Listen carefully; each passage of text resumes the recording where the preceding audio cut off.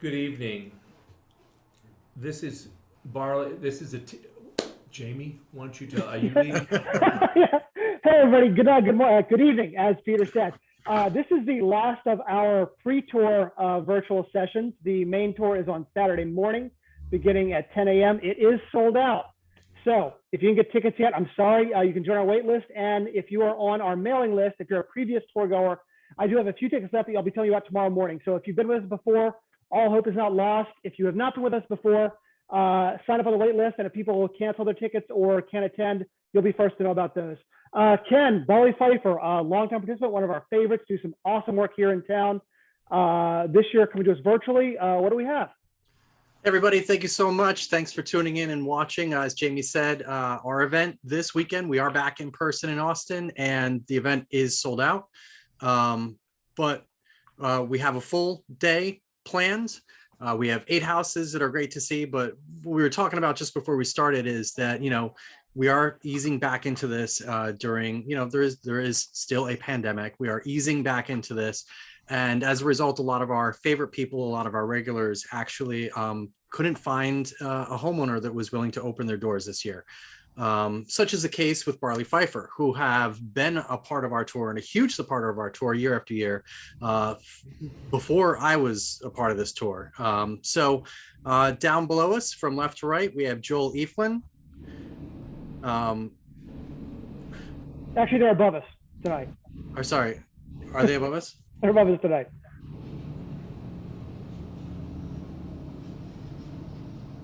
Sorry. Joel Effland, Peter Pfeiffer, and Alan Barley. They are all here to discuss a house that actually I like very much. I've written about this house before, and we had some photos last year, but this year we're going to get to walk through a 3D model, which we were able to do a capture of in Matterport to give everybody a real true sense of how this house has been transformed. This is one of the greatest examples I've seen of a house that was built kind of like with, a novel intention in mind of making it open, but wasn't kind of really done right and had kind of turned into something that was very unpleasing. And Barley Pfeiffer are true experts at going into houses like that and just giving them entirely new life. And you're going to see that in before photos compared with the model as we walk through it. So without any further ado, please, Team Barley Pfeiffer, please take it away. Show us this house. Thank you for those nice words and compliments, Ken. Yeah, the theme of this Lost Creek house should ring familiar to many of the listeners because it's a late 1970s Austin ranch style house that they wanted to update into where we are now. It was dark and gloomy, and we think we handled daylighting very nicely and windows and things such that we made it glorious and light, but not with direct sunlight. We really tried hard to minimize that. I know there are a lot of people out there wondering, gee, what can I do with this 1970s house? Well, here you go. We're going to show you an example.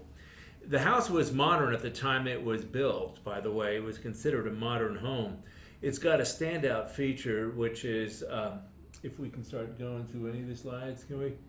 It's got a standout feature, which is that window wall you see back there. And let us just walk you through this, this 3D animation that these guys had put together, and we'll hit some of the highlights. And then what we want to do is show you some before and afters, what we were doing with before and how it turned out. So Joel, you want to just start walking them through? We are looking at the living space after we've walked into the entry at this point.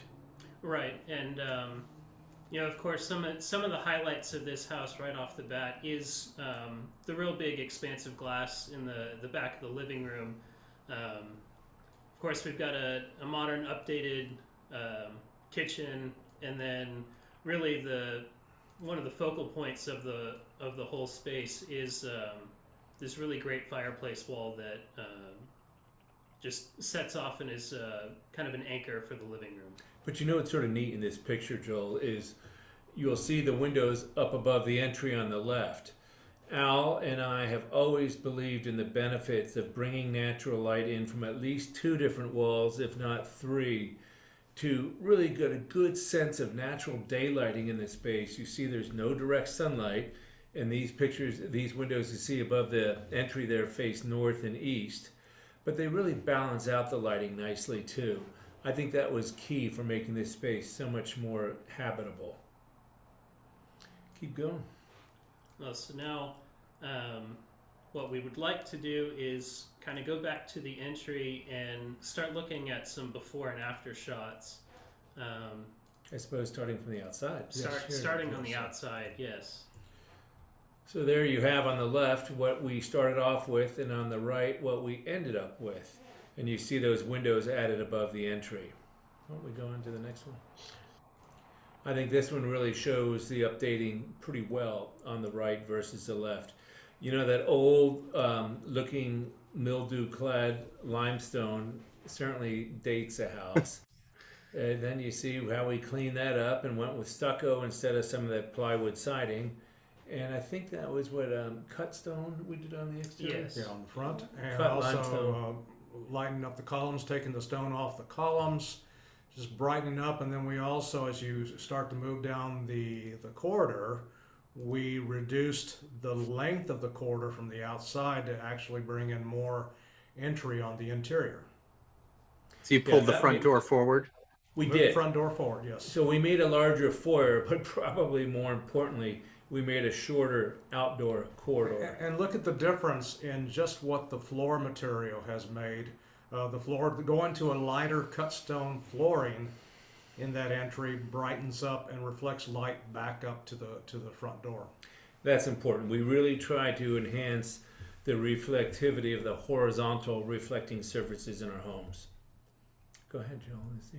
So now as we step back inside, just inside the door and just to the right, in the existing house there was an atrium. It's Popular in the 70s, I remember. it was very, very popular at the time. It's outdoor space, but it is completely surrounded by building walls, and it even had a translucent roof on it with a lot of plantings.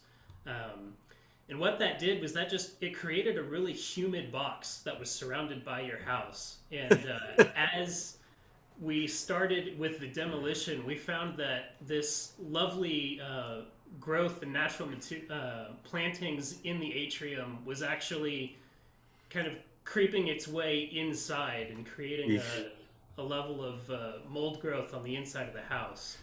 And you know, this is an example of what happens when the design ambitions outstrip the current building technologies. These exterior walls did not have a good vapor suppression system built into them at all, or vapor retarder. So that humidity that was accumulating in that atrium very quickly felt the cold air inside the house when they were air conditioning, which just set up perfect conditions for mold and mildew to thrive. It always is a tough situation nonetheless when you have bodies of water or inside a house as it is. As you look on the right, now you can see the enclosed and encapsulated atrium, which we've turned back into usable square footage for the interior, showing an area that's used as a butler's pantry for the owner. Yeah, and that's a neat idea that Al came up with years ago, where we have an area behind the open kitchen to have some of the messier things. Now, of course, everything looks very neat in this photograph or this picture, but that is a problem we saw with a lot of modern homes, that they don't seem to reflect the way people live on a day-to-day basis very well.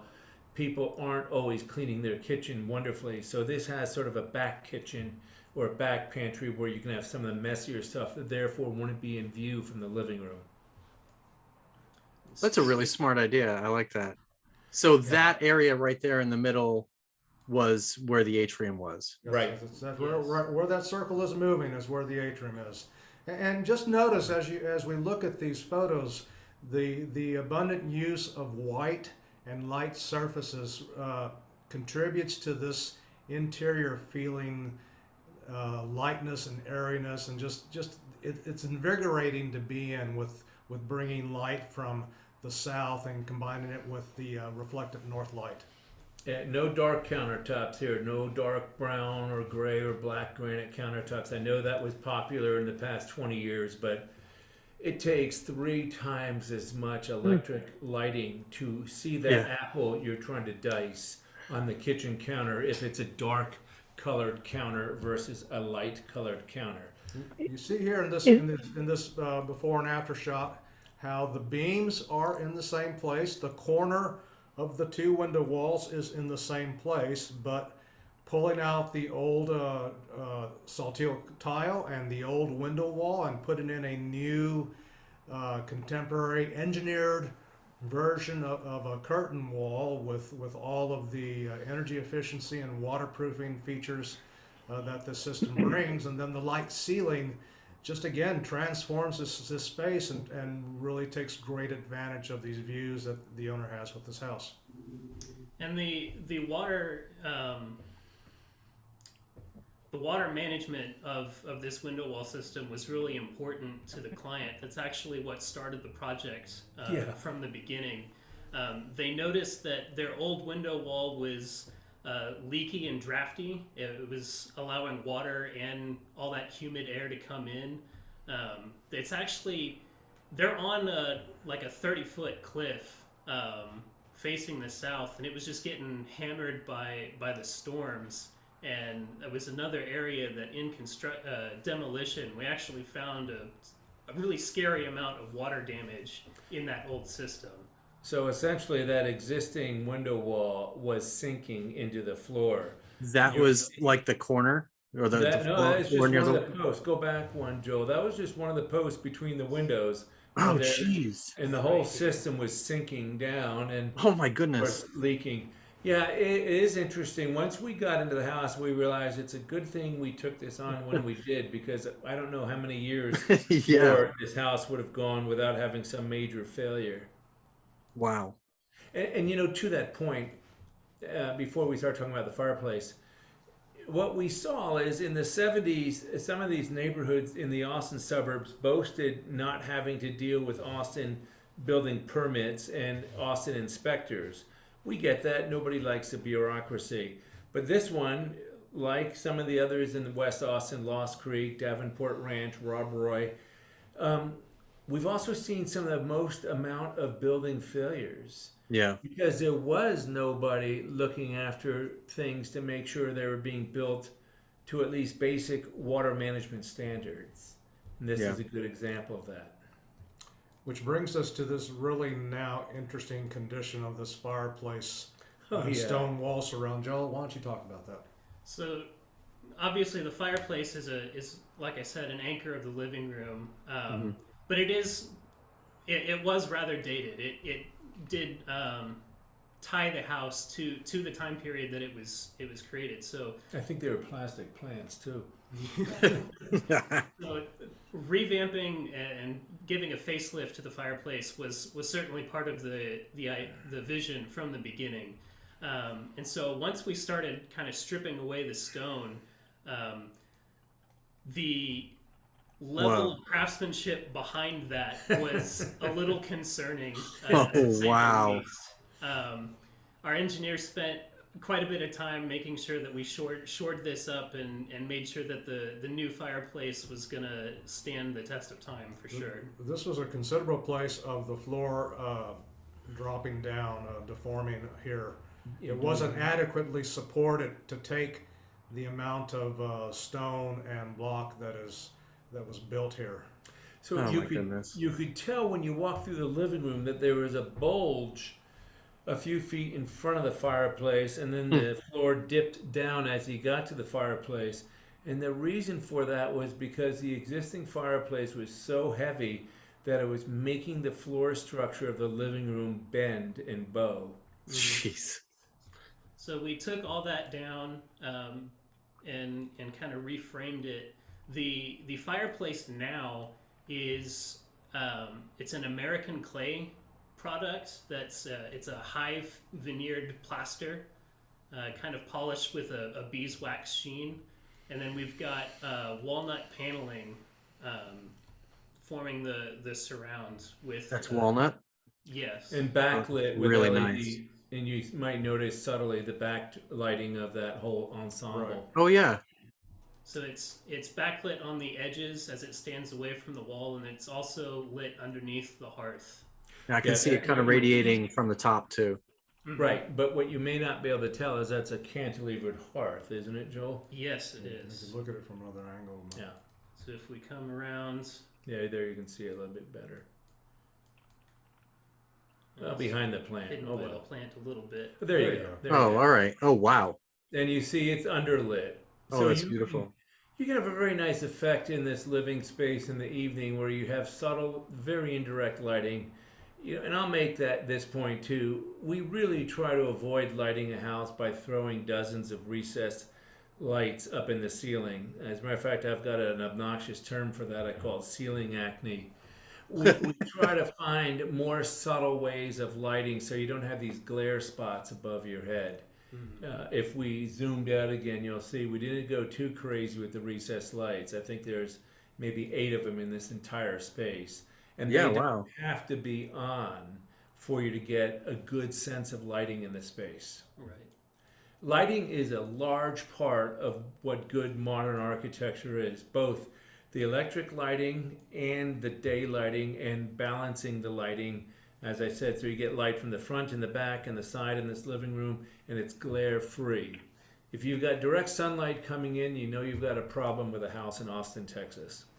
Yeah.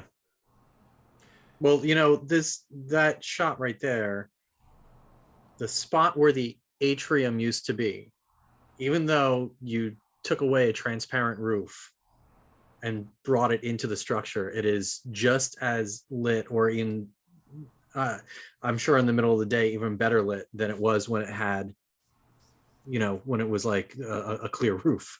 Yes. Oh, yeah, Because yeah. you took the light into the space, and with the white everywhere, just made it so much brighter all around.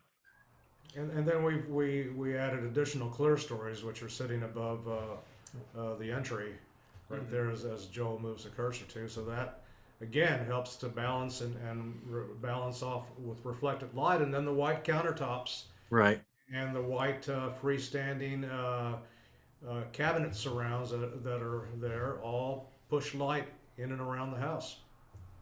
And that old house had the idea of, oh, let's have big windows in here, but then they lined it with dark brown.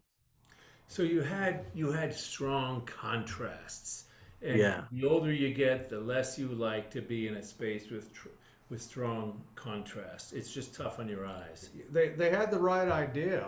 Right. They were trying to access this view.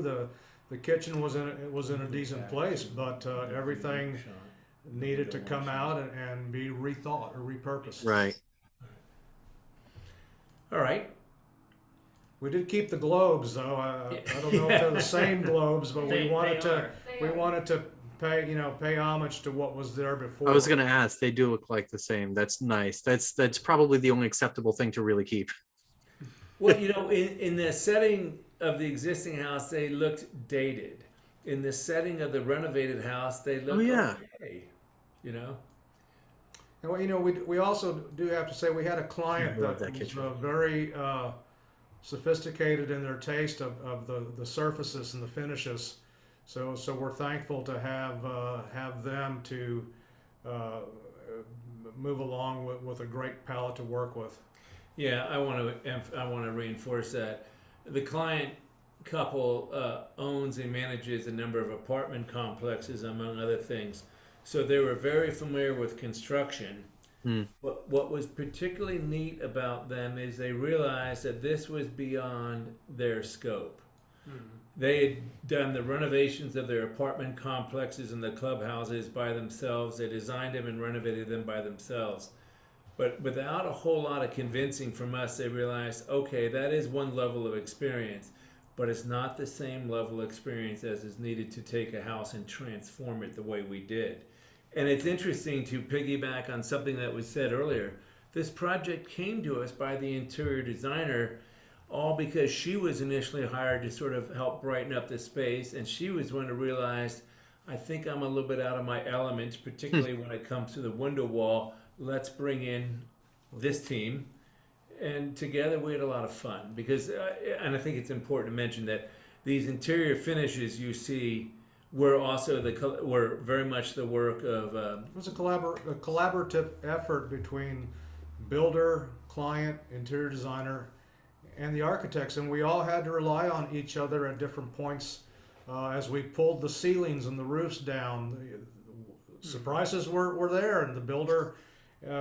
We worked through things with the builder and took a lot of his thought and suggestions at what to do. So these sorts of projects, everybody is a part of it. Everybody contributes and truly is collaborative.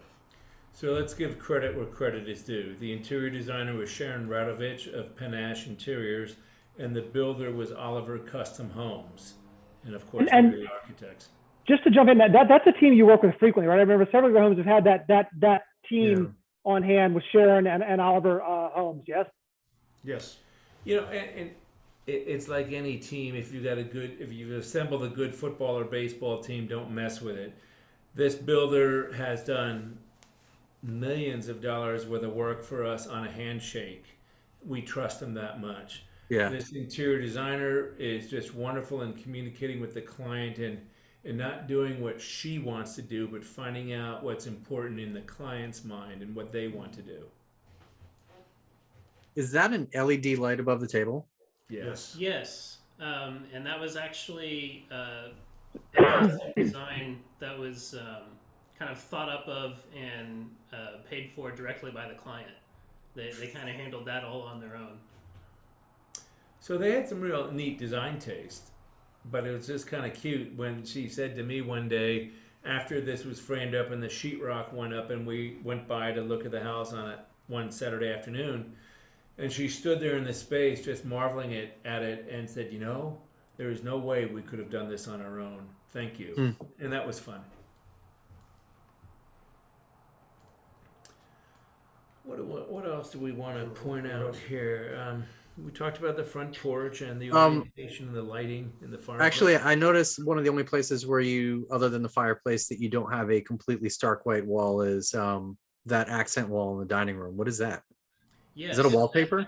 That's a That very is, special wallpaper, Joel. Yes, that is a wallpaper that was found by the interior designer specifically for this spot, and they actually ended up with a little bit extra, and they had the idea of actually pulling that extra piece down. Oh, that's what that was. Mm-hmm. I saw it when we walked in and we were looking down the hall. Oh, wow. Right, right. So when you're back at the entry, you can see it. That's cool.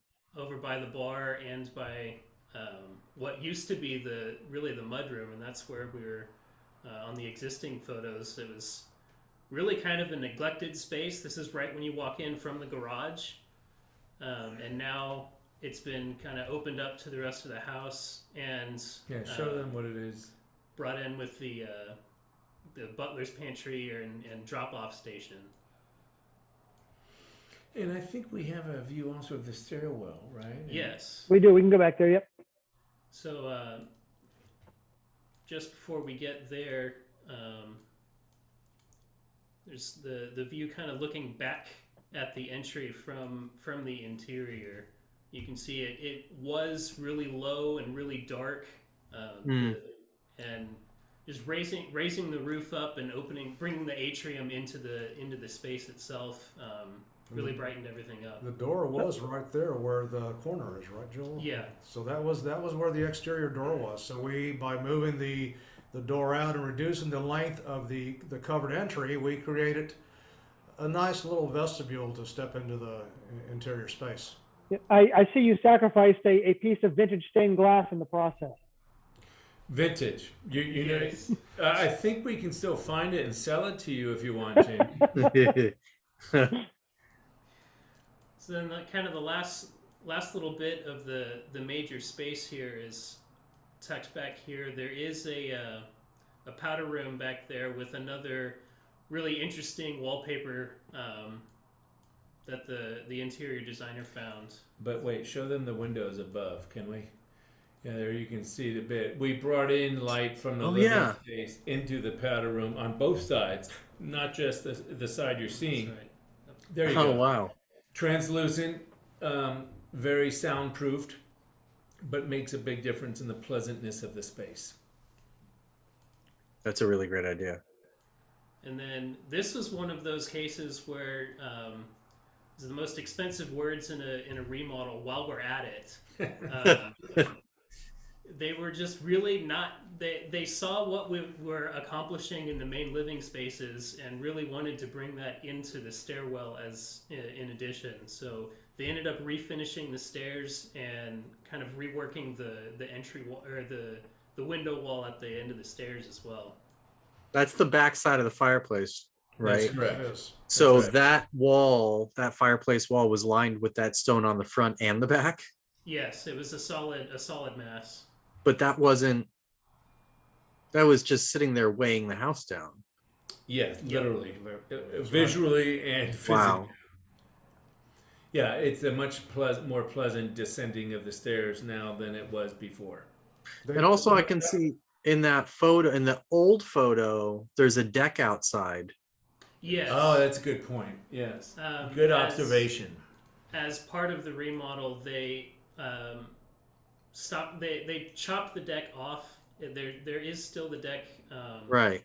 kind of out here by the dining room, but it used to wrap all the way around the back of the house. And let me talk about that a little bit. One of the nice things about having a smaller firm as ours is, I mean, there's eight of us, 9 of us, whatever, is that we stay in touch with our clients. We don't do so many projects a year that they're just a number.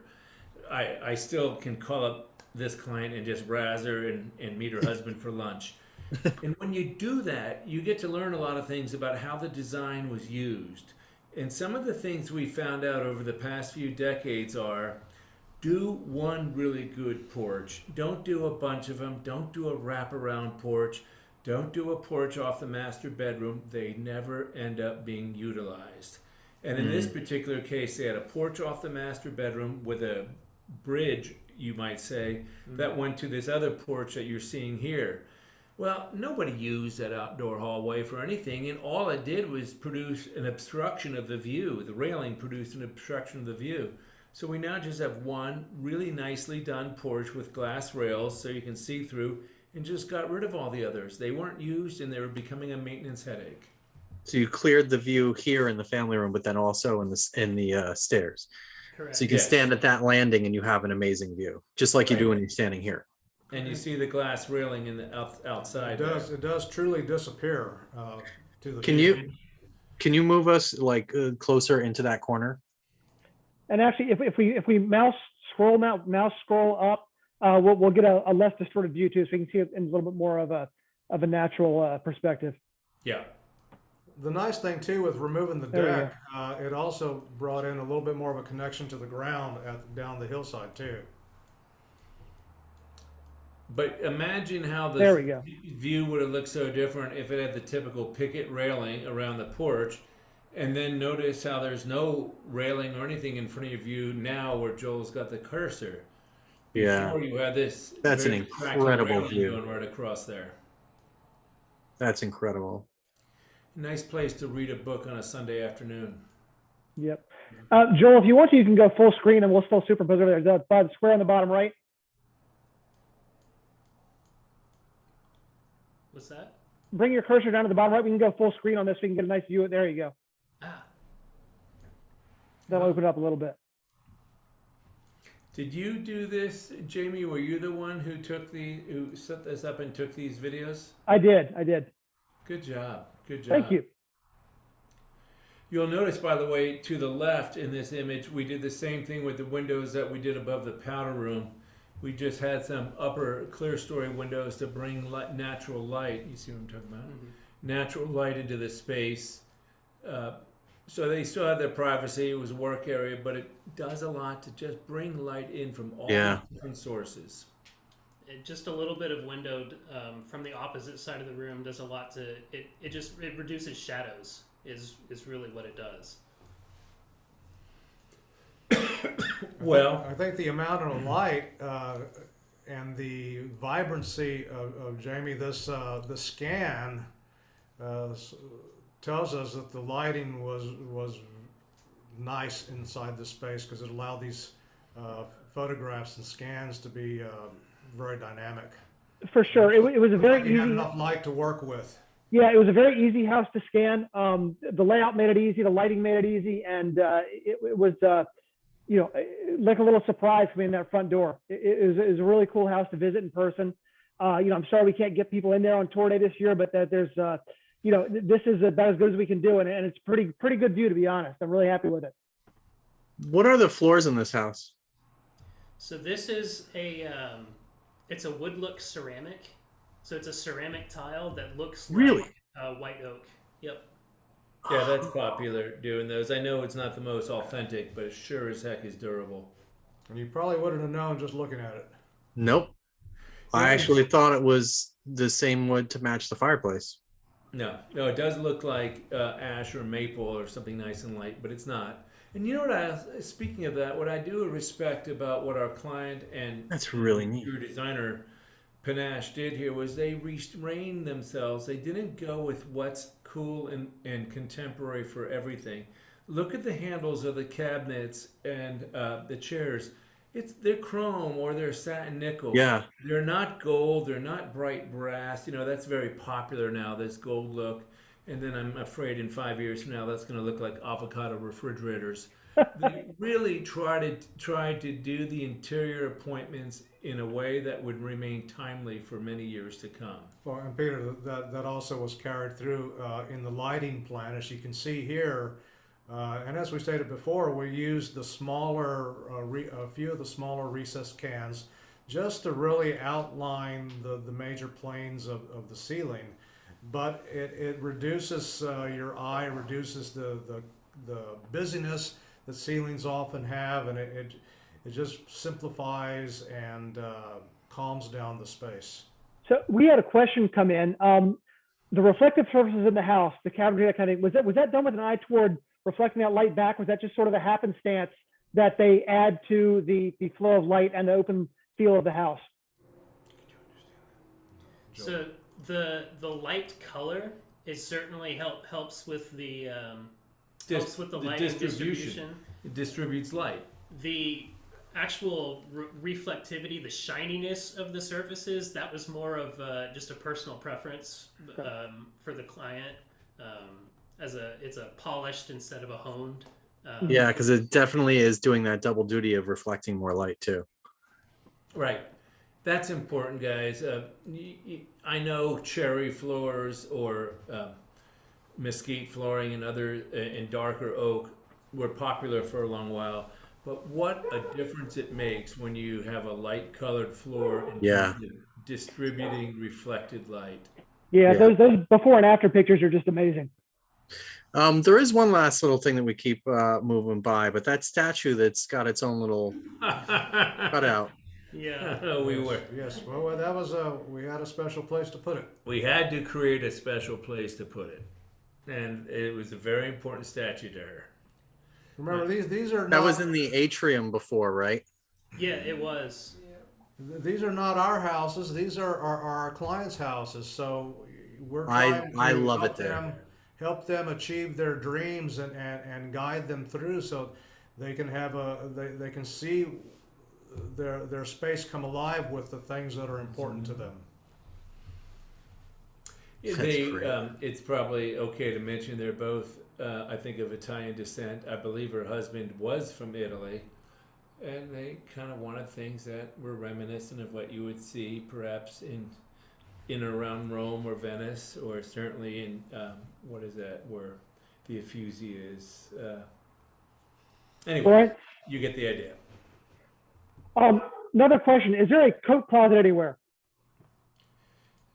There is, but you are speaking as a Yankee, a fellow Yankee. We just have found that they end up becoming owners' closets, so you don't have to put them by the entry. Imagine the last time you went to someone's house in Austin, Texas, Jamie or Ken, and took off your coat and had them hang it in the coat closet. I bet you can't remember many times that you did it. So I'm not saying we don't do them, but they've fallen out of the field of being considered necessary. They're in more subtle areas. so that they start to change the idea of the idea of stepping into an entry and having a coat closet to one side. I want to show you guys something real quick, just for fun, because I think I've told you, I'm in the middle of a little bit of a remodel myself here. We do not have a coat closet right now. And so if I were to turn off my virtual background, this is what you would see behind you in my house as we speak right now. Well, you should have some closet somewhere for that stuff, Jamie. That's the problem. We are fresh out of space, my friend. Well, I know an architectural firm that could probably help. We with could a probably remodel. help you with some ideas there. Thank you. Right now we're worried about just getting wet drywall taken out and getting a new laundry room put in. So when we go for the good stuff, you'll be the first place we go. Show the additional storage. Oh yeah, we're going to show you the additional storage space that when you come in from the garage that you've got access to there. And Jamie, that could be where one could have some coats hanging if you wanted to have a place for your coats that's available to the public area, but not right there at the front door. So sort of another question on the same lines. Someone wants to know where you could store a vacuum or a mop or just sort of your daily, everyday household supplies. Is there a cove to the back somewhere? Well, let's go back to where we just were. There's a lot of storage right in there. Those are multiple use closets that combine several, that try to just handle all the things that you might need in a kitchen, and also in that kind of utility closet that people like to think of as being around a kitchen. Yeah, that's what we have. We made those look like cabinet doors. They are cabinet doors. They could have just as easily been a series of closet doors. But even though they're very utilitarian, we wanted them to look more like they were cabinetry or pieces of furniture. Mm-hmm. But whomever asked that question, it's very wise. We typically do try to make sure there's not only a walk-in pantry in our kitchens, but also a place that we call a trash and recycling and utilities closet. A place for the recycling bins, the trash cans, the broom, the mops, all that. That is important, and you need to make sure you do that, especially in these open plan houses. And those spaces are there in concept. When we're sitting around with butter paper, yellow paper, and drawing bubbles representing rooms, we're thinking about not only the main spaces of the client, but all these additional spaces for storage, for linen, even thinking about how to begin to add air conditioning and water heating locations in the concept of the house at the very beginning, so those things all have a seamless integration throughout the rest of the design.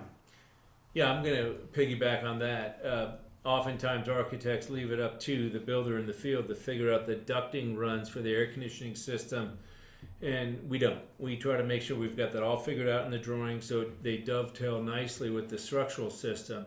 And we also try to make sure the air handler is as close to the middle of the space it's serving as possible. So you get much better air distribution and because you've got shorter duct runs, so you have less of a chance of the air losing its velocity in the ducts and less of a chance of the air leaking. We like to look at the ducts as being the lungs of the house, and so we really pay a lot of attention to the way they're run in the structure. What was that pantry closet space before? It was their pantry. It was just open shelves with some of those wood louver doors. Yeah. Wasn't a beaded curtain? Not quite. Yeah. Yeah, saloon doors. That's right. That's where all the incense is kept. And there's something else that this is bringing up.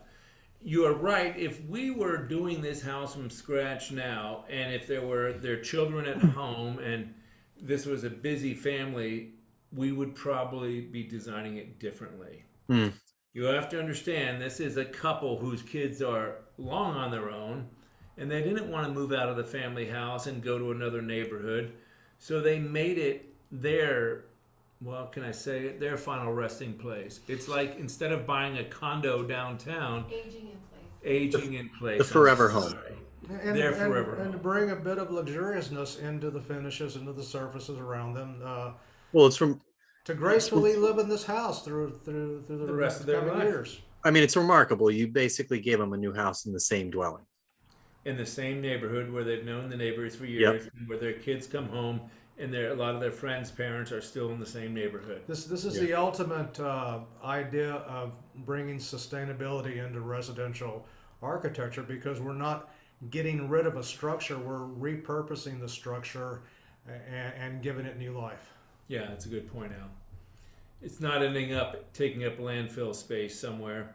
We're not getting rid of all of the embodied energy that was associated with the previous building materials. And and by the way, that's something else we didn't talk about. This house is much more energy efficient than it was before the remodel. It's Yeah. much tighter, very many fewer. I imagine because the floor is not falling down, doesn't have holes everywhere. Yeah, I remember when we talked about it before, even aside from the structure falling down, there were just holes throughout the wall.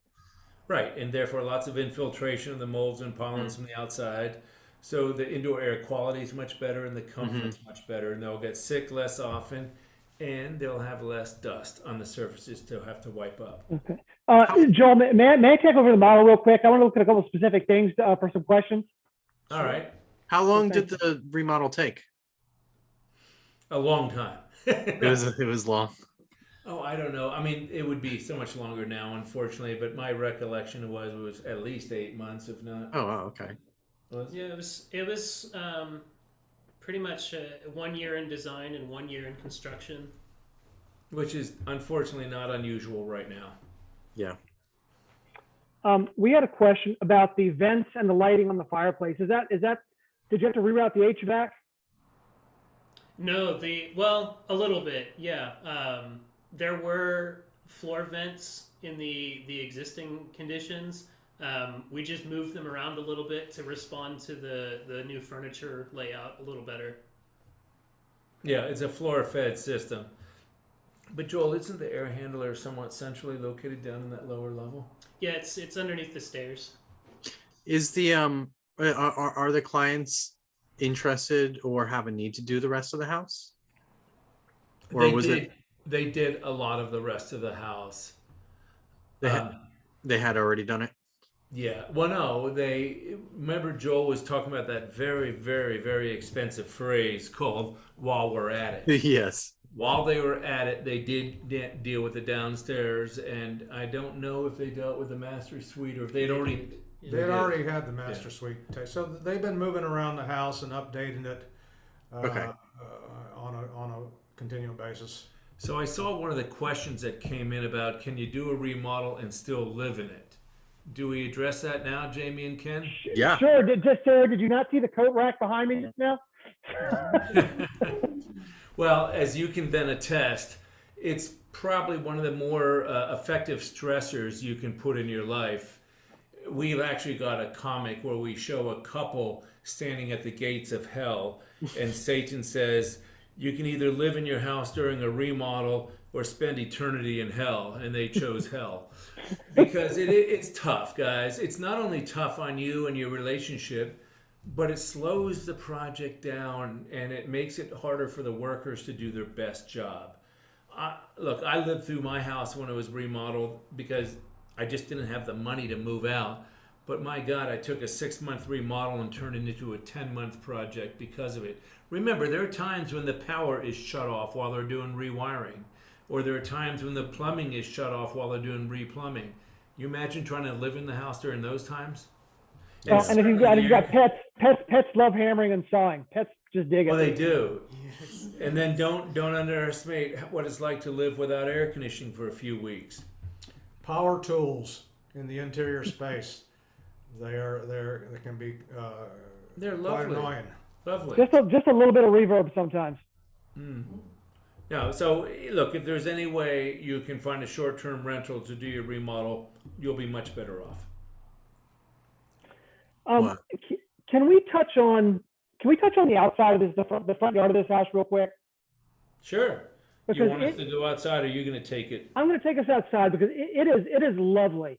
It's one of the best examples I've seen of what to do with a, an not a city lot, it's a suburban lot, but it's just gorgeous. Can you give us a little bit of insight on the thought that went into this? Well, one of the things, there are two things that I want to be point out to you. First of all, we got the cars away from the front door. You notice that the front entry is a front entry. It's not a motor court. There's not a driveway going right up to the front door. The two are very separate. And then the other thing is, you'll notice the hardscaping in the front yard was helping you terrace down from the street down to the house, but more importantly, managing runoff and drainage, so you didn't have water coming towards the front door and the front porch. If we could go back to the original view, you would see that there were indications that that was a problem, water management with the old house. So we really tried to take advantage of that, or excuse me, cure that by using good hardscaping and building in those features to divert the water away from the front door. Sorry. That's all right. The same idea too as the interiors, bringing the outside of lightening up materials, clean surfaces that fit together well, that are going to age well with the stucco and the cut stone, and then simplifying the palette of basically the cream and the gray stucco with the darker, more charcoaly gray of all the trim and fascias. Aside from the stone that was on the building, were there stone walls blocking the entrance too? No, No. no, but it was really was grown just- over with the trees. It was Okay. a lot of cedar trees that had really low hanging branches. So when you first drove up to it before the remodel, you couldn't see the front of the house at all. Do you guys have a before the front, right? I can give you control back why don't you take control back and bring that front view back up before the before? Sure.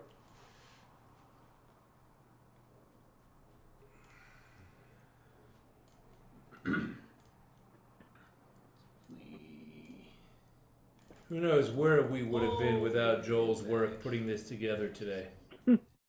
So yeah, look at how obscured the front entry is here compared to before. Oh, okay. And what I are see. you? The what are way you- I thought those were stone walls, that's just the side of the house, but it is such a Yes. funneled But that is the entrance. stone wall of to the right there where Joe has his cursor. That is the wall of the garage. Yeah, okay. and That is also, just you know, such like a you know, you feel like you're going down a gopher hole.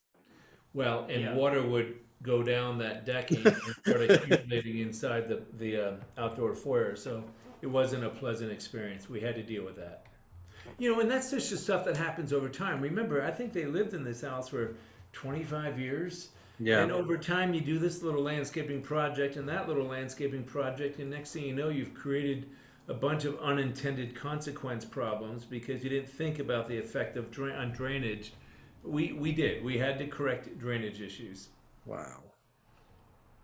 And the smooth stone on that wall is a feature wall, but the smooth stone is slightly honed so it collects less dirt. It won't mildew.